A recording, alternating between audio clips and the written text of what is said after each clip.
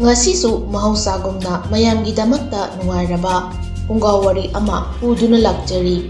Wari asibu ibirakpi siya Haubijam. Wari asigi mamingna Aigi nupi nga tangkhay mi tangkhay.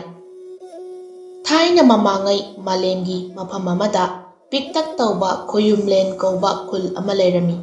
Hairiba khul asi umang kayana koisinduna lairami. Thawai panba jibasingidamakta hingbada kanaraba khudol kaya mahausa lairembina pibirami. Fazaraba khudol kaya amabu miyoibasingna nongma-nongmagi leptana masa-masagida khanba oijaba thiba miyoi kharana manghan takhalami. Khoyumlen hairiba khul asida laiba miyoi ayamba ina kairak khunba maral mathum yamna laiba miyoi singna ayambani.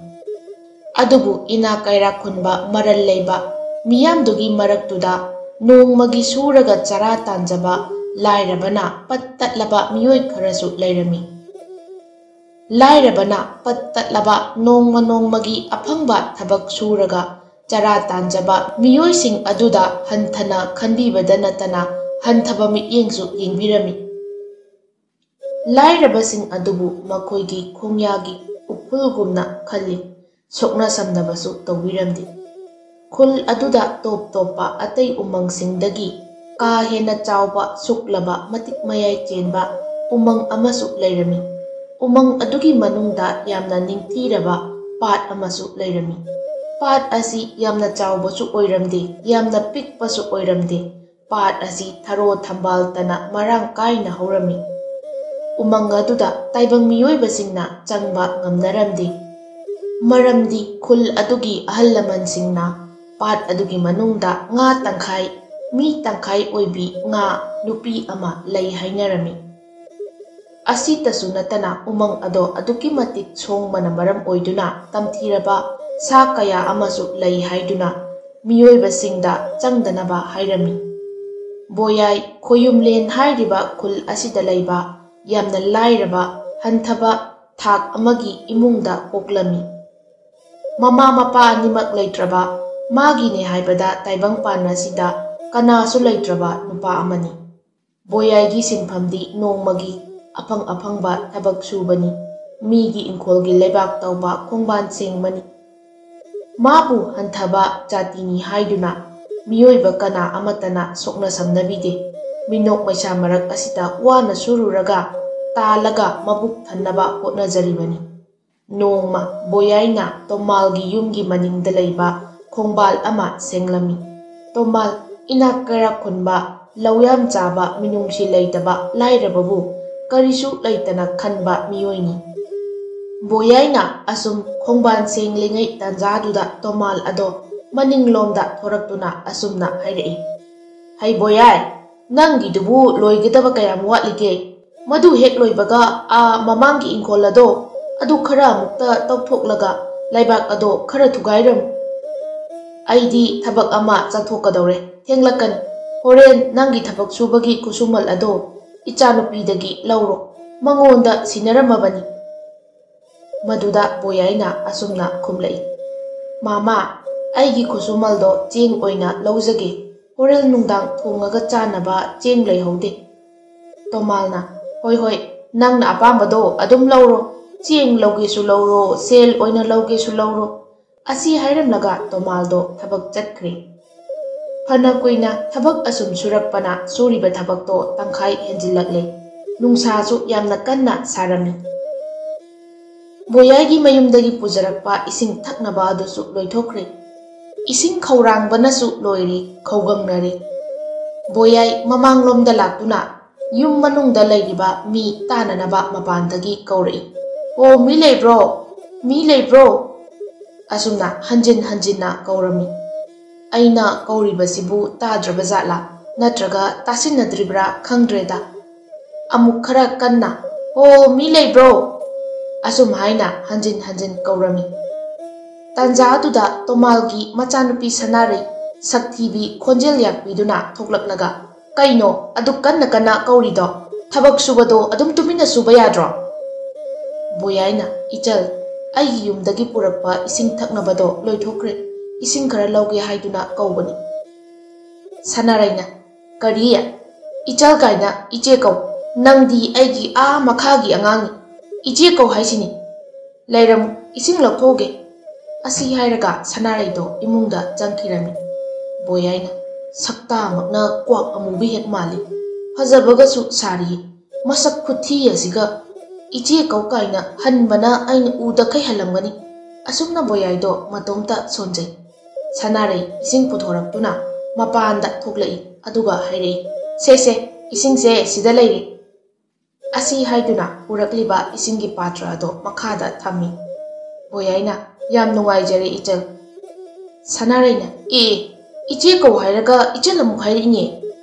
Boyaina, "Ihe soibani, nungaijare iche." Asi hairamlaga magi ising adu puduna maningda laklaga amuk makha tana thabak suba hauki. Phana kuiraba matung thabak suba loiduna Boyai adu magi khusumal lawba laklami. Sanaraysu mangolda phamduna leirami. Boyaina, "Ichal, nate iche, thabak suba loire, aigi khusumal ado lawjaragi. Ado khusumaldo chenga insang napi kharaga oina pibiyu iche." Sanaray imungdagi chenga insang napi kharaga pairaga thoklai. "Se sida leire, nangi chenga insang haibado." Asi haiduna makhada thammi. Boyaina, "Chengse kharaga hapiyu. Aina suriba thabaktugi awamalna yamna henmale sidi." Maduda Sanarayna, "Sidagi henna piba ngamloi. Si khak pikhona pabana hairami." Adudagi Boyaido hairudana kanararoi khanduna tuminna mayumda halagli.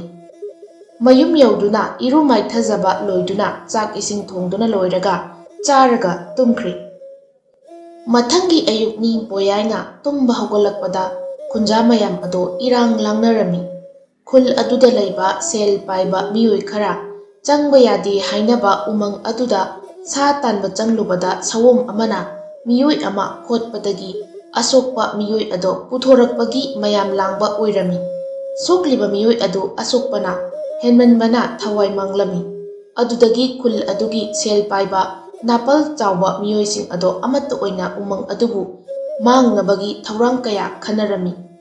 "Aikhoi mangaire sel paiba tawgeda ngamba thingbinaba leitabani haiduna mahausa lairemina tambiramba khudolsing asida amangba piba horakli. Sel paiba miyamna haunaduna umang ado tamna laklami. Umang ado mai thaba horaklami. Matamduda miyoising ado khak launa noklami. Sasing kayagi mayum oijariba umang ado mai thaba horakpada maisana khangba ngamdraba sasing aduna mathwai hingnaba magi thokpa koichen chenarami. Sibasu kaya ama yaurami. Mathwai hingnaba cheliba sasing amadi maina chaktuna siraba sasing adugidamakta phatraba miyoising aduna nungaitaba karisu poklamde. Madugi mahut siraba sasing adubu makhoigi machinjak oinaba mayumda puduna halaknarami. Makhoi ina kaira khunba maral mathum marang kaina leiba miyoising aduna tawriba thawongsing ado lairaba miyoisingna thingba pamlabasu thingnabagi pangaldi leiramdi. Mathawai chakna khangjaba tarami. Asumna matam khara haukraba matung nongma Boyaido thabak sujage haiduna yum khudingi thabak leibra hanglami. Adubu kananasu thabak suhanbiramdi. Asumna thabak sufam tiduna lakpana lambida ahal oiraba nupa ama wana pot arumba ama purami. Madu ubada Boyaina changchinduna, "Khura, nacha pujage poto. Khurase yamna wanasu ure." Asumna hairami. Matam aduda ahal aduna hairei, "Pot ase amukta lautharu aduga puro." Boyaisu pot ado lauthari aduga purakli. Ahal adusu Boyaigi matungda tapna laklami. Boyaina, "Khura, lambido takpiro, khara thuna yaunaba purage." Ahal aduna, "Nang adum mang tharaga chatlu ibungo. Ai maningdagi lambi ado adum taklakke." Ahal adudi haujikchu yamna tapna adum lakli. Boyaina, "Khuragi yumgi thongaldo yaunaba lambido takpiro." Ahal nupa aduna, "Aikhoina haujik lakliba lambi ase asum chatlaga lamlong ahum phangba ama leibani. Adugi yetlom thangba lambido aduda chumna amuk chatlo aduga haijanpham ama leibani. ꯑꯗꯨ ꯍꯦꯛ ꯍꯥꯏꯖꯤꯟꯕꯒ ꯑꯍꯨꯝꯁꯨꯕ ꯀꯣꯟꯊꯣꯡꯗꯣ ꯑꯩꯒꯤ ꯌꯨꯝꯅꯤ ꯏꯕꯨꯡꯉꯣ꯫ ꯕꯣꯌꯥꯏꯁꯨ ꯍꯧꯖꯤꯛꯇꯤ ꯂꯝꯕꯤꯗꯣ ꯈꯪꯂꯕꯅꯤꯅ ꯑꯁꯨꯝꯅ ꯑꯍꯜ ꯅꯨꯄꯥ ꯑꯗꯨꯗ ꯍꯥꯏꯔꯛꯏ꯫ ꯈꯨꯔꯥ ꯑꯩ ꯊꯨꯅ ꯆꯠꯂꯝꯃꯒꯦ, ꯈꯨꯔꯥ ꯇꯞꯅ ꯇꯞꯅ ꯂꯥꯛꯄꯤꯔꯣ꯫ ꯑꯁꯤ ꯍꯥꯏꯔꯝꯂꯒ ꯕꯣꯌꯥꯏꯗꯣ ꯆꯠꯈ꯭ꯔꯦ꯫ ꯑꯁꯨꯝ ꯂꯥꯛꯄꯅ ꯑꯍꯜꯗꯨꯅ ꯍꯥꯏꯔꯛꯄ ꯀꯣꯟꯊꯣꯡ ꯑꯗꯨ ꯌꯧꯔꯤ꯫ ꯑꯍꯜ ꯑꯗꯨ ꯂꯥꯛꯄ ꯉꯥꯏꯗꯨꯅ ꯕꯣꯌꯥꯏꯗꯣ ꯉꯥꯏꯍꯥꯛ ꯄꯣꯊꯥꯔꯝꯃꯤ꯫ ꯉꯥꯏꯍꯥꯛ ꯂꯩꯔꯒ ꯑꯍꯜ ꯑꯗꯣ ꯌꯧꯔꯛꯂꯦ꯫ ꯕꯣꯌꯥꯏꯅ ꯈꯨꯔꯥ ꯄꯣꯠ ꯑꯁꯦ ꯑꯁꯤꯗ ꯁꯨꯝ ꯊꯝꯂꯝꯕ ꯌꯥꯔꯗ꯭ꯔꯥ ꯍꯥꯏꯗꯨꯅ ꯍꯪꯂꯝꯃꯤ꯫ ꯑꯗꯨꯗ ꯑꯍꯜ ꯑꯗꯨꯅ ꯍꯦꯔꯥ ꯏꯕꯣ, ꯄꯨꯕꯩ ꯄꯨꯕ ꯁꯨꯃꯥꯡ ꯐꯥꯎꯕ ꯌꯧꯅꯕ ꯄꯨꯁꯤꯜꯂꯛꯑꯣ꯫ ꯄꯣꯠ ꯑꯗꯣ ꯕꯣꯌꯥꯏꯅ ꯄꯨꯁꯤꯜꯂꯦ꯫ ꯑꯍꯜ ꯑꯗꯨꯅ ꯌꯥꯔꯦ ꯌꯥꯔꯦ, ꯁꯤꯗꯒꯤꯗꯤ ꯑꯩ ꯊꯥꯡꯖꯤꯜꯂꯒꯦ꯫ ꯃꯇꯝꯗꯨꯗ ꯑꯍꯜ ꯑꯗꯨꯒꯤ ꯅꯨꯄꯤ ꯑꯗꯣ ꯃꯄꯥꯟꯗ ꯊꯣꯛꯂꯛꯏ꯫ ꯑꯍꯜꯒꯤ ꯅꯨꯄꯤ ꯑꯗꯨꯅ ꯀꯅꯥꯅꯣ ꯅꯍꯥ ꯑꯁꯤꯅ? ꯑꯍꯜ ꯑꯗꯨꯅ ꯑꯩꯁꯨ ꯀꯅꯥꯅꯣ ꯈꯪꯗꯦ, ꯑꯩꯅ ꯂꯝꯕꯤꯗ ꯄꯣꯠꯁꯦ ꯋꯥꯅ ꯄꯨꯔꯛꯄ ꯑꯗꯨꯗ ꯏꯅꯥꯛꯇ ꯆꯪꯁꯤꯜꯂꯛꯇꯨꯅ ꯃꯥꯅ ꯄꯨꯕꯤꯒꯦ ꯍꯥꯏꯗꯨꯅ ꯄꯨꯍꯜꯂꯛꯄꯅꯤ꯫ ꯁꯤꯅꯤ ꯏꯅꯥꯛ ꯀꯩꯔꯥꯛ ꯈꯨꯟꯕ ꯃꯤꯑꯣꯏꯁꯤꯡꯒꯤ ꯈ꯭ꯋꯥꯏꯗꯒꯤ ꯐꯖꯗꯕ ꯂꯨꯖꯗꯕ ꯂꯝꯆꯠ꯫ ꯑꯇꯣꯟꯕꯅꯤ ꯍꯥꯏꯗꯨꯅ ꯁꯣꯛꯅ ꯁꯝꯅꯕ ꯌꯥꯗꯦ ꯍꯥꯏꯔꯕꯁꯨ ꯑꯁꯤꯒꯨꯝꯕ ꯃꯇꯥꯡꯗꯗꯤ ꯀꯔꯤꯁꯨ ꯈꯟꯗ꯭ꯔꯤꯕ? ꯑꯍꯜ ꯅꯨꯄꯤ ꯑꯗꯨꯅ ꯑꯗꯨꯗꯤ ꯅꯍꯥꯁꯤꯗ ꯁꯦꯜ ꯈꯔ ꯄꯤꯕꯤꯈꯣꯗꯅ꯫ ꯇꯥꯟꯖꯥꯗꯨꯗ ꯑꯍꯜ ꯅꯨꯄꯥ ꯑꯗꯨꯅ ꯀꯔꯤꯒꯤ ꯁꯦꯜꯅꯣ?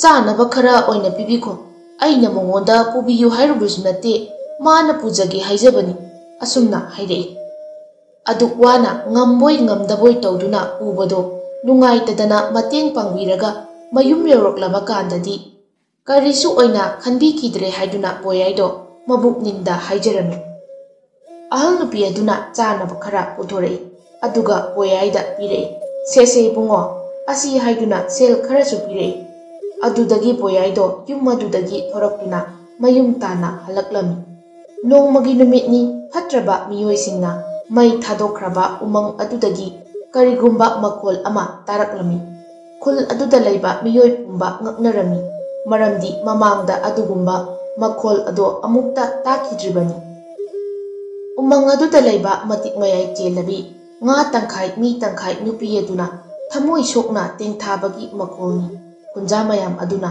ꯇꯥꯟꯅꯔꯤꯕꯗꯣ꯫ ꯃꯈꯣꯜ ꯑꯗꯨ ꯇꯥꯕꯗ ꯈꯨꯜ ꯑꯗꯨꯗ ꯂꯩꯕ ꯑꯍꯜ ꯑꯣꯏꯔꯕ ꯃꯤꯑꯣꯏ ꯈꯔ ꯑꯐꯕꯒꯤ ꯈꯨꯗꯝ ꯅꯠꯇꯦ ꯍꯥꯏꯗꯨꯅ ꯃꯕꯨꯛꯅꯤꯡ ꯋꯥꯅꯔꯝꯃꯤ꯫ ꯑꯗꯨꯕꯨ ꯑꯇꯩ ꯃꯤꯑꯣꯏꯁꯤꯡꯗꯤ ꯀꯔꯤꯁꯨ ꯈꯟꯖꯤꯜꯂꯨꯕ ꯇꯧꯅꯗꯦ꯫ ꯃꯇꯝ ꯈꯔ ꯂꯩꯔꯕ ꯃꯇꯨꯡ ꯂꯧꯁꯤꯡꯒꯤ ꯃꯇꯝꯅꯤ꯫ ꯈꯨꯜ ꯑꯗꯨꯒꯤ ꯅꯣꯡꯃꯒꯤ ꯁꯨꯔꯒ ꯆꯔꯥ ꯇꯥꯟꯖꯕ ꯃꯤꯑꯣꯏꯁꯤꯡ ꯑꯗꯣ ꯃꯥꯒꯤ ꯃꯥꯒꯤ ꯁꯤꯟꯊꯥ ꯄꯥꯡꯕ ꯂꯧꯕꯨꯛ ꯃꯥꯏꯀꯩ ꯄꯥꯡꯅꯔꯝꯃꯤ꯫ ꯂꯧꯕꯨꯛ ꯌꯧꯗꯨꯅ ꯃꯥꯒꯤ ꯃꯥꯒꯤ ꯊꯕꯛ ꯁꯨꯐꯝ ꯊꯣꯛꯄ ꯂꯧꯐꯝ ꯑꯗꯨꯗ ꯊꯕꯛ ꯁꯨꯅꯔꯤ꯫ ꯄꯥꯈꯪ ꯂꯩꯁꯥꯕꯤꯅ ꯑꯌꯥꯝꯕꯅꯤ, ꯑꯍꯜ ꯃꯤꯌꯥꯏ ꯆꯜꯂꯕ ꯈꯔꯁꯨ ꯌꯥꯎꯔꯤ꯫ ꯅꯨꯄꯤꯒ ꯅꯨꯄꯥꯒ ꯈꯨꯂꯪ ꯏꯁꯩ ꯁꯛꯅꯗꯨꯅ ꯑꯁꯨꯝ ꯁꯤꯟꯊꯥ ꯁꯨꯕꯅ ꯑꯋꯥꯕ ꯀꯌꯥꯁꯨ ꯐꯥꯎꯗꯕꯒꯨꯝ ꯇꯧꯏ꯫ ꯂꯥꯏꯔꯕꯁꯤꯡꯁꯤꯗꯤ ꯑꯃꯒ ꯑꯃꯒ ꯅꯨꯡꯁꯤꯅꯩ꯫ ꯑꯁꯨꯝ ꯊꯕꯛ ꯁꯨꯔꯛꯄꯅ ꯅꯨꯡꯊꯤꯜꯒꯤ ꯃꯇꯝꯅꯤ꯫ ꯅꯨꯃꯤꯠ ꯑꯗꯣ ꯅꯨꯡꯁꯥꯁꯨ ꯀꯟꯅ ꯁꯥꯔꯝꯃꯤ꯫ ꯃꯌꯥꯝꯗꯣ ꯉꯥꯏꯍꯥꯛꯇꯪ ꯄꯣꯊꯥꯈꯤꯁꯤ ꯍꯥꯏꯗꯨꯅ ꯂꯧꯕꯨꯛꯀꯤ ꯃꯇꯥꯏꯗ ꯂꯩꯕ ꯎ ꯄꯔꯦꯡ ꯍꯧꯔꯤꯕ ꯑꯗꯣꯝꯗ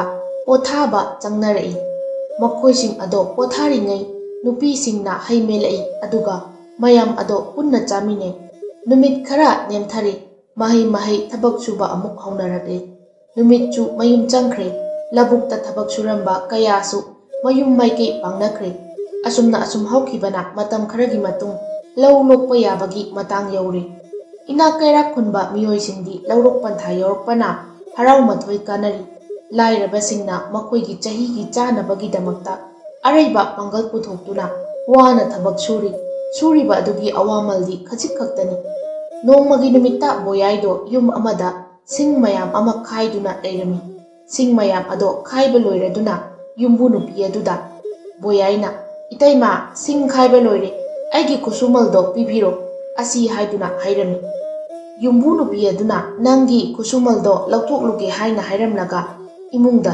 ꯆꯪꯈꯤ꯫ ꯃꯇꯝꯗꯣ ꯊꯦꯡꯖꯤꯜꯂꯛꯂꯕꯅꯤꯅ ꯆꯥꯛ ꯊꯣꯡꯗꯨꯅ ꯂꯩꯔꯗꯤ ꯊꯦꯡꯉꯅꯤ ꯈꯟꯗꯨꯅ ꯕꯣꯌꯥꯏꯅ ꯑꯁꯨꯝꯅ ꯍꯥꯏꯔꯛꯏ꯫ "ꯏꯇꯩꯃ, ꯑꯩꯒꯤ ꯈꯨꯁꯨꯃꯜꯗꯣ ꯆꯥꯛ ꯑꯦꯟꯁꯥꯡ ꯑꯣꯏꯅ ꯈꯔ ꯄꯤꯕꯤꯌꯨ, ꯍꯧꯖꯤꯛ ꯑꯃꯨꯛ ꯆꯥꯛ ꯊꯣꯡꯂꯨꯕꯗꯣ ꯊꯦꯡꯂꯅꯤ" ꯑꯁꯤ ꯍꯥꯏꯅ ꯍꯥꯏꯔꯛꯏ꯫ ꯌꯨꯝꯕꯨ ꯅꯨꯄꯤ ꯑꯗꯨꯁꯨ ꯍꯣꯏ ꯍꯣꯏ ꯍꯥꯏꯔꯒ ꯏꯃꯨꯡꯗ ꯆꯪꯈꯤꯔꯝꯃꯤ꯫ ꯕꯣꯌꯥꯏꯅ ꯃꯇꯣꯝꯇ ꯈꯟꯖꯩ, ꯆꯥꯛ ꯑꯣꯏꯅ ꯆꯥꯔꯕꯗꯤ ꯑꯇꯣꯞꯄ ꯊꯕꯛ ꯑꯃꯨꯛ ꯁꯨꯔꯨꯔꯒ ꯅꯨꯃꯤꯗꯥꯡꯒꯤ ꯆꯔꯥ ꯑꯣꯏꯕ ꯌꯥꯔꯅꯤ꯫ ꯌꯨꯝꯕꯨ ꯅꯨꯄꯤ ꯑꯗꯣ ꯊꯣꯔꯛꯂꯤ ꯑꯗꯨꯒ ꯃꯣꯏꯅ ꯆꯥꯈꯤꯕꯒꯤ ꯑꯔꯦꯝꯕ ꯆꯒꯨꯝ ꯆꯅꯥꯏ ꯈꯔ ꯌꯣꯝꯃꯒ ꯄꯨꯊꯣꯔꯛꯏ꯫ ꯁꯦ ꯁꯤ ꯑꯣꯏꯅ ꯄꯨꯔꯒ ꯀꯗꯥꯏꯗꯅꯣꯃ ꯆꯥꯔꯨꯔꯣ, ꯁ꯭ꯋꯥꯏꯗꯗꯤ ꯆꯥꯕ ꯌꯥꯔꯣꯏ ꯍꯥꯏꯔꯛꯏ꯫ ꯕꯣꯌꯥꯏꯅ ꯏꯇꯩꯃ ꯆꯥꯛꯁꯤꯕꯨ ꯑꯔꯦꯝꯕꯔꯣ ꯂꯨꯈꯥꯛꯔꯣ ꯑꯁꯤ ꯍꯥꯏꯅ ꯍꯪꯂꯛꯏ꯫ ꯋꯥꯗꯨ ꯇꯥꯕꯗ ꯌꯨꯝꯕꯨ ꯅꯨꯄꯤ ꯑꯗꯨꯅ ꯏꯕꯨꯡꯉꯣ ꯑꯔꯦꯝꯕ ꯑꯣꯏꯔꯕꯁꯨ ꯐꯔꯕꯅꯤ, ꯅꯪꯗꯤ ꯈꯔꯕꯨ ꯆꯥꯗꯧꯔꯤ, ꯑꯣꯛ ꯃꯆꯥꯁꯤꯡꯁꯦ ꯉꯁꯤꯗꯤ ꯆꯔꯥ ꯍꯦꯟꯗꯧꯔꯦ, ꯅꯪꯅ ꯃꯣꯏꯒꯤ ꯆꯥꯛ ꯁꯔꯨꯛꯁꯦ ꯄꯨꯈ꯭ꯔꯗꯧꯅꯤꯅ꯫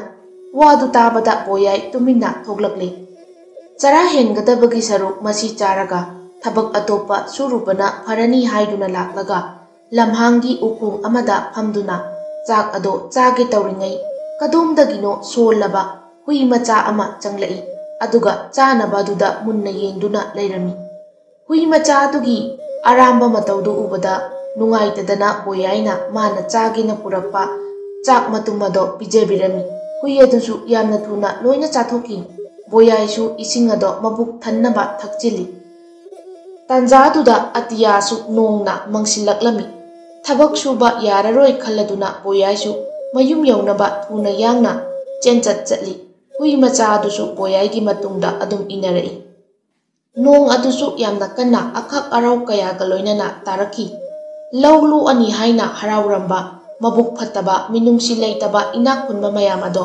ꯃꯕꯨꯛꯅꯤꯡ ꯋꯥꯔꯝꯃꯤ꯫ ꯃꯕꯨꯛ ꯐꯠꯇꯕ ꯃꯤꯅꯨꯡꯁꯤ ꯑꯗꯨꯅ ꯃꯇꯤꯛ ꯃꯌꯥꯏ ꯆꯦꯟꯕ ꯎꯃꯪ ꯑꯗꯨꯕꯨ ꯃꯩ ꯊꯥꯗꯣꯛꯂꯨꯕ ꯊꯋꯥꯏ ꯄꯥꯟꯕ ꯖꯤꯕ ꯀꯌꯥ ꯃꯩ ꯊꯥꯕꯅ ꯃꯔꯝ ꯑꯣꯏꯗꯨꯅ ꯁꯤꯈꯤꯕ, ꯃꯈꯣꯏꯕꯨ ꯃꯆꯤꯟꯖꯥꯛ ꯑꯣꯏꯅ ꯆꯥꯈꯤꯕ, ꯃꯁꯤꯇꯁꯨ ꯅꯠꯇꯅ ꯎ ꯋꯥ ꯀꯌꯥꯁꯨ ꯃꯩꯅ ꯇꯨꯝꯅ ꯊꯥꯗꯣꯛꯈꯤꯕꯒꯤ ꯐꯠꯇ꯭ꯔꯕ ꯃꯈꯣꯏꯗꯁꯨ ꯃꯍꯧꯁꯥ ꯂꯥꯏꯔꯦꯝꯕꯤꯅ ꯇꯝꯊꯤꯔꯕ ꯅꯣꯡ ꯅꯨꯡꯁꯤꯠ ꯑꯀꯟꯕ ꯀꯌꯥ ꯃꯥꯌꯣꯛꯅꯍꯜꯂꯤ꯫ ꯐꯠꯇ꯭ꯔꯕ ꯃꯈꯣꯏꯁꯤꯡꯗꯁꯨ ꯅꯠꯇꯅ ꯀꯔꯤꯁꯨ ꯌꯥꯎꯖꯗ꯭ꯔꯕ ꯅꯣꯡꯃꯒꯤ ꯁꯨꯔꯒ ꯆꯔꯥ ꯇꯥꯟꯕ ꯃꯤꯑꯣꯏꯁꯤꯡꯕꯨꯁꯨ ꯑꯋꯥꯕ ꯅꯪꯍꯜꯂꯝꯃꯤ꯫ ꯅꯣꯡꯅ ꯁꯨꯝ ꯂꯦꯞꯇꯅ ꯆꯨꯕꯅ ꯈꯨꯜ ꯑꯗꯣ ꯏꯁꯤꯡ ꯏꯆꯥꯎ ꯃꯥꯌꯣꯛꯅꯔꯝꯃꯤ꯫ ꯃꯄꯨꯡ ꯐꯥꯔꯕ ꯂꯣꯛꯄ ꯌꯥꯔꯕ ꯐꯧ ꯀꯌꯥꯗꯨꯁꯨ ꯑꯃꯠꯇ ꯂꯧꯕ ꯌꯥꯗꯅ ꯂꯣꯏꯅ ꯃꯥꯡꯍꯟꯕꯇ ꯅꯠꯇꯅ ꯍꯥꯟꯅꯒꯤ ꯂꯩꯖꯕꯁꯤꯡꯁꯨ ꯏꯁꯤꯡꯅ ꯂꯣꯏꯅ ꯊꯨꯝꯖꯤꯟꯗꯨꯅ ꯃꯥꯡ ꯇꯥꯍꯜꯂꯝꯃꯤ꯫ ꯅꯥꯄꯜ ꯆꯥꯎꯕ ꯃꯕꯨꯛ ꯐꯠꯇꯕ ꯏꯅꯥꯛ ꯈꯨꯟꯕꯅꯤ ꯍꯥꯏꯅ ꯃꯨꯛꯆꯔꯝꯕ ꯃꯤꯑꯣꯏꯁꯤꯡ ꯑꯗꯣ ꯍꯧꯖꯤꯛꯇꯤ ꯂꯥꯏꯔꯕꯁꯤꯡ ꯑꯗꯨꯒꯨꯝꯅ ꯀꯔꯤꯁꯨ ꯂꯩꯇ꯭ꯔꯦ, ꯏꯁꯤꯡ ꯏꯆꯥꯎꯅ ꯄꯨꯝꯅꯃꯛ ꯇꯨꯝꯅ ꯃꯥꯡꯍꯟꯈ꯭ꯔꯦ꯫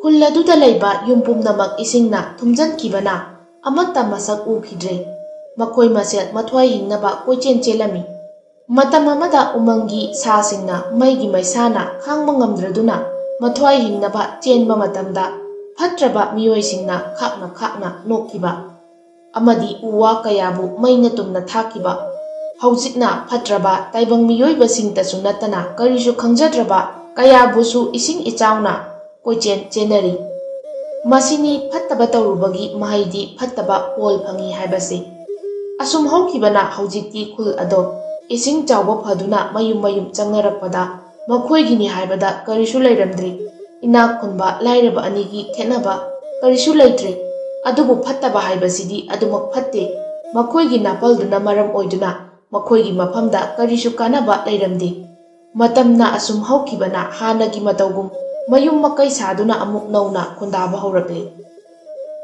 ꯂꯥꯏꯔꯕꯗꯤ ꯍꯥꯟꯅꯒꯤ ꯃꯇꯧꯒꯨꯝ ꯅꯣꯡꯃꯒꯤ ꯁꯨꯔꯒ ꯆꯔꯥ ꯇꯥꯜꯂꯝꯃꯤ꯫ ꯏꯅꯥꯛ ꯈꯨꯟꯕꯁꯤꯡꯅ ꯅꯨꯡꯉꯥꯏꯅ ꯐꯝꯗꯨꯅ ꯂꯩꯔꯒ ꯑꯍꯥꯎꯕꯗ ꯆꯥꯔꯝꯃꯤ꯫ ꯕꯣꯌꯥꯏ ꯍꯧꯖꯤꯛꯇꯤ ꯃꯥꯒꯤꯅꯤ ꯍꯥꯏꯕꯗ ꯃꯥꯒꯤ ꯍꯨꯏ ꯑꯗꯣ ꯂꯩꯔꯝꯃꯤ꯫ ꯍꯨꯏ ꯃꯆꯥ ꯑꯁꯤ ꯃꯥꯒꯤ ꯃꯇꯨꯡꯗ ꯏꯟꯅꯗꯨꯅ ꯂꯥꯛꯈꯤꯕꯗꯒꯤ ꯃꯥꯒꯤ ꯅꯥꯛꯇ ꯑꯗꯨꯝ ꯂꯩꯈꯤꯕꯅꯤ꯫ ꯕꯣꯌꯥꯏꯒꯤ ꯍꯨꯏ ꯑꯗꯨꯕꯨ ꯃꯍꯥꯛꯅ ꯃꯆꯥ ꯍꯥꯏꯅ ꯀꯧꯕꯤꯔꯝꯃꯤ꯫ ꯕꯣꯌꯥꯏ ꯍꯨꯏ ꯑꯗꯨꯒ ꯑꯌꯥꯝꯕ ꯃꯇꯝꯗ ꯂꯩꯃꯤꯟꯅꯩ, ꯉꯩꯍꯥꯛꯇ ꯇꯠꯅ ꯊꯥꯅꯔꯝꯗꯦ꯫ ꯕꯣꯌꯥꯏꯅ ꯅꯣꯡꯃ ꯇꯨꯔꯦꯜꯗ ꯉꯥ ꯐꯥꯕ ꯂꯥꯛꯂꯝꯃꯤ꯫ ꯃꯥꯒꯤ ꯍꯨꯏ ꯑꯗꯨꯁꯨ ꯏꯟꯅꯔꯛꯂꯝꯃꯤ꯫ ꯕꯣꯌꯥꯏ ꯈ꯭ꯋꯥꯡꯗ ꯇꯨꯡꯒꯣꯟ ꯑꯃ ꯌꯥꯟꯗꯨꯅ ꯃꯈꯨꯠꯇ ꯂꯥꯡ ꯑꯃꯗꯤ ꯂꯣꯡ ꯄꯥꯏꯗꯨꯅ ꯑꯁꯨꯝ ꯂꯥꯛꯄꯅ ꯇꯨꯔꯦꯜ ꯌꯧꯔꯦ꯫ ꯕꯣꯌꯥꯏꯅ ꯍꯨꯏ ꯑꯗꯨꯗ ꯑꯁꯨꯝꯅ ꯍꯥꯏꯔꯝꯃꯤ, "ꯑꯩ ꯂꯥꯡꯁꯦ ꯊꯥꯒꯦ, ꯅꯪ ꯇꯨꯔꯦꯜꯗ ꯀꯨꯝꯂꯛꯀꯅꯨꯀꯣ"꯫ ꯑꯁꯨꯝꯅ ꯍꯥꯏꯔꯝꯃꯤ꯫ ꯍꯨꯏ ꯑꯗꯨꯁꯨ ꯃꯍꯥꯛꯀꯤ ꯃꯄꯨꯅ ꯍꯥꯏꯔꯤꯕꯗꯣ ꯈꯪꯂꯦ ꯍꯥꯏꯕꯒꯤ ꯃꯇꯧꯒꯨꯝ ꯃꯃꯩ ꯑꯗꯣ ꯍꯥꯏꯗꯨꯅ ꯀꯨꯟꯊꯗꯨꯅ ꯂꯩꯈꯤ꯫ ꯕꯣꯌꯥꯏꯁꯨ ꯂꯥꯡ ꯊꯥꯕ ꯍꯧꯈ꯭ꯔꯦ꯫ ꯑꯁꯨꯝꯅ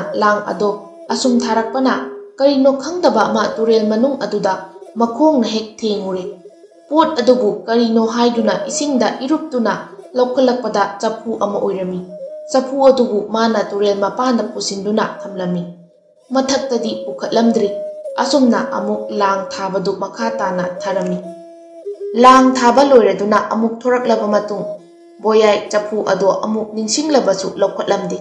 Long ado pairaduna nakan amaromda long kholami.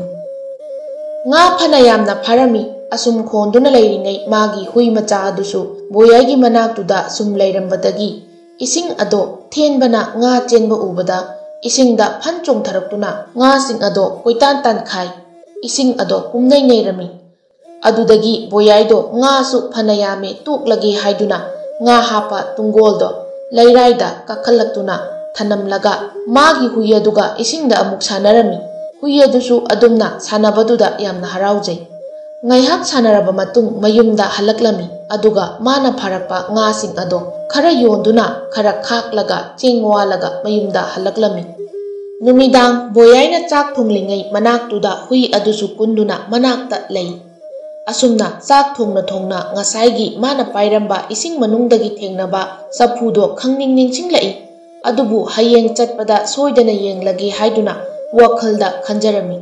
Chak loiraduna charaga tumkhre. Makhoigi khulladuda leiba suklaba matik mayai chenba umang ado haujikti hanagi matawgum suklami. Sa kaya suk marang kaina leirami. Umang aduda leiba pat adugi manungdagi nga tangkhai mi tangkhai oibi. Nga nupi ado numidangi matamda thoraktuna pat aduda sanarami. Nga nupi ado khoyum laigum sakti chenbi matik magun leibi umang adubu ngak chenduna leiribini.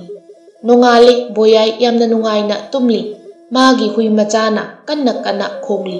Hui aduna tauribado mabu hawgotlo hairibani.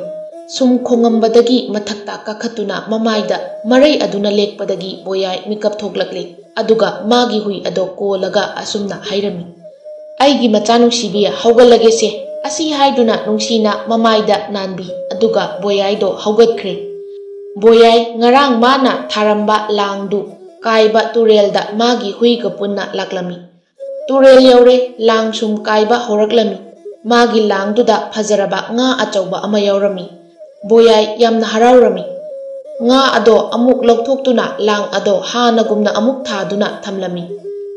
Turel leiraida karaktuna nga ado mafam chana thanamlaga ngarangi chapu ado leiribra haiduna makhongna sum maduna yengi.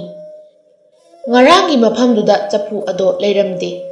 Sum akoibaduda maduna yengbada thengnari. Ising manungda iruptuna chapu ado ukhalakli. Aduga ising mathakta thangalakpada yamna lumtharai. Chapu ado kari oirajatno haiduna yamna langtaknana makhum ado sat hanglubada. Chapu manungda sanagi selyek mayam ama yaurami. Madu ubada boyaido haraubana loirami. Sana mayam ado mayumda puduna laklami. Mayum yaure numit ado boyaigi yamna harauba nungaiba numit ama oiri. Ahingi matamni boyai chak ising charaduna nungaina tumthakri. Boyaigi manglanda suklaba umang aduda leibi. Pat adugi mapanda leibi ningthijarabi nupi amana mabu nungsina kaurai. Aduga asumna nupi aduna yamna warauna boyaida hairei. Asukkuibase yamna wana nangbu lakpa ngaijarakpani. Adubu nangdi nongmata aigi inaksida lakpide. Asi haiduna mabukning nungsina mamittagi mapi taduna tengthajai. Boyai tumlambadagi puklauna hagolaktuna. Karino haujik aigi mangda ukribasingdubo. Suklaba mina changnaba kiraba umang manung aduda leiba pat amagi mapanda leptuna aibu wana ngairiba ningthirabi nuja adubu kana oirigaba. Amukta su ukhidrigi haiduna matonta sonjai. Tasengba maksu boyaigi manglanda uribi nupi ado nga tangkhai mi tangkhai oibi nga nupi aduni. Matam kuina mana wana ngaijarakpa thamoi sengba minungsi chauba magi punsi khongloi oigadauba nupa adubu wana ngaijarakpani. Turel irol nungdagi boyaina phangkiba sana yauba chapu ado achamba chapu nate matik mayai chenba chapuni. Chapu adubu thengnagadoriba miyoi adusu mabukchel sengba minungsi chauba migi awabada mateng pangbiba mi tana thengnanaba irol nungda thamkibani. Boyai ahing ado tumthaba yadana wana nonganba ngaiki. Asomda umang adudasu nga nupi ado patagi phawgalaktuna patki akoibaduda koina chatlami. Tasengbadi nga tangkhai mi tangkhai oibi nga nupi ase khoyum laina umang adubu ngaknaba thamkibani. Kangphalda leiragana taibangmi oibagumna makhong pali. aduga irolnungda leiragana ngagi mamai pali. Nga nupi asi miyoibagum chatpa ngami adubu mahakti umang adubu ngaknaba leibana pat adudagi hendoktribani. Nga nupi adusu sanagi chapu adubu kanagumba pukchel chengba minungsi chawba nupa amana khunkhre haiba khanglami. Magi manakta soidana laklagani khanduna haraujaribani. Ngaihak leiramlaga irolnungda amuk lupthakre. Nongale boyai ngarang magi manglanda ukibi nuja adubu kanano haiba khangningbana langtaknarami. Mabukningdasu asumna khanjarami. Suklaba umang aduda chattuna magi thawaina khoidajabi nuja aduna leiramba pat mapal aduda chattuna asengba ado khangdoklage haiduna chap yungna lepkhirami. Nungthil numit yungba matamni boyai masada akiba amata yaudana suklaba umang adu tamna magi hui aduga laklami. Asum lakpana umang adugi manak yausilagli. Umang aduda hek makhong thangjinbaga ayingba nungsitna liri boyaigi hakchangda yairari. Umang manung hek changakpaga atopa sangsar amada leibagumna haujarami. Asumna changchilakpana umang adugi mayai yauri. Akoibaduda koina leiduna pat adubu asum thirakpada isingda karigumba ama iroiba manba amagi makhol taraklami. Khonjel lakliba adugi maikaida asum changchilakpana ure haujikti boyaigi mitmangda nga tangkhai mi tangkhai oibi nga nupi amana pat aduda iroiduna sanaribadu. Pat aduda hauriba tharo thambal maraktuda maningtamna sanajaribi nuja adumakni ngarang boyaigi manglanda ukibado. Nuja mabu ubada nungsi mai haurakle boyai madi. Pat mapal aduda changsilaktuna leiribadu nga nupi adunasu ure. Mitpham hongnadana mitka mitchanana yengnaduna leirami. Nga nupi ado ikairaduna mamai ado lukthaki. Nga nupi adugi mataudu ubada boyaina nungsina asumna hairei. Karigino ningthijarabi nangna ngarang aigi manglanda laktuna aibu nungsi langthaklamlaga karigi adumak mangkribano. Aibu ahing tumba yahanda nangi nungsi wakhal tabu khalanki. Ningthirabi nuja nangbu umangsigi leirembina sayol tawduna nga tangkhai mi tangkhai onduna pat asida leiduna umang asibu ngaklibi leirembira. Nangbu urubamaktada pakhang oiba aihakse amukka hena nungsiba phawkhre. Nuja nangi koloi minglena kari kaubage amuktangdi haibiyuba. Nangbu hek ujaba mikupchida aigi taloi oiningle yawa phigai sengbiyuba. Tasengnamak umangsigi lairembi oirabasu aidi nangbu aigi oirage khanjakhre. Pakhang magi yawa tabada nga nupi aduna asumna kumlakhi. Ai umang asibu senaduna leiba nga tangkhai mi tangkhai oibi nga nupi amani. Aigi iming leijade pakhang oiba nahakna nungsina kaubiba mingdo aigi ming oijage haina asumna hairei. Boyaina asum amuk makha tarai. Ningthirabi lao aigi naksida phamtharao. Nungsiba saktamdo imitche pena yengjage aduga nungsi wari kayasu sasi lao asi haiduna kausili. Nga nupi adusu pat mapaldagi kakhalakle. Hek kakhalakpaga taibang miyoibadauna makhong palakle. Aduga boyaigi nakta nakna phamladuna leirami. Boyaina nangse yengbagi penbanaide asum yengduna leiningi. Nga nupi aduna ainasu manjawoiba nahakpu matam kuina inak talakpa yamna wana ngaijarakpani adubu ngasidi inaksida laklari. Asumna nga nupi aduna boyaibu lakpa ngaiba amadi karamna boyaigi mangda ukibano haibagi matangda nupi aduna loina hairaduna boyaibu khangalami. Boyaina ningthirabi nuja nangna aiga thengnanabagi sinbadagi ngasidi ibani thengnarare. Haujiti aigi punsi afabada oire. Ngasidagi nangi namingse aina nungsina lan leibi haina kauragi. Asumna magi nungsiraba wahai watada amadi magi maming asi tabada pamjari haibagi matagum nungsina boyaida nga nupi aduna jetna konsinjai. Asumna nungsi wari saduna leiringai boyaina hairei. Ngasigidi yumda chatlukige. Aina tureldagi phanglakiba chapu manungda yauramba sana mayamdo lairaba miyoisingda yentoklaga hayeng korau hek nganbaga pamubi nanga punsigi oina mafam asida leiminarasi asi haiduna nungsina chatlamdaigi yenglamlaga boyai mayumda hankre. Nga nupi aduna masu magi thawai gi mapu mana chatkiba maikai aduda mamit kuptana yengduna leihori. Boyai mayum yoraklaba matung mana phanglakiba sana mayam ado lairaba miyoisingda pibirami. Numit ado haukre nongale hainakiba matung ina boyai umangduda magi hui machaga laktuna magi thawai oiribi nga nupi adubu kauraklami. Boyaina lanleima ai lagle nang irol nungsidagi thoraklo asumna he kaurakpaga nga nupi ado imaida hogolaktuna boyai gi nakta changlaktuna nga nupi aduna aigi nungsiba ngasi korong nungdagi aibu nangga punna umang asida hingminarasi punsigi aibu nangi nakta thambiyuko asumna lanleimana magi sakti sizinaduna umang adugi pat mapanda hajaraba yum ama saduna nungsinana leiminaki.